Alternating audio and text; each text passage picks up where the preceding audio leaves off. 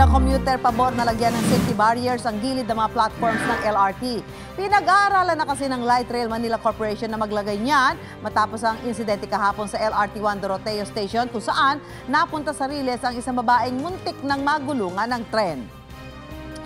Mga kapuso, bawal pong magpalipad ng drone sa loob ng 10-kilometer radius ng Ninoy Aquino International Airport. Ngayong taon kasi, ayon sa MIAA, 4 na drone ang namataan sa paligid ng paliparan, 10 naman noong isang taon. Ayon sa MIAA, maaaring makadisgrasya sa mga eroplano ang drones, ang mga lalabag posibleng pagmultahin o makulong.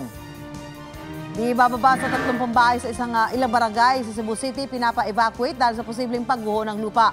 Dahil sa mga pag-ulan, may pader ng gumuho at may mga bumagsak na rin buhangin at bato. Ang ilang taga-Malabo naman, baha ang problema dahil sa nasirang floodgate sa Nabotas.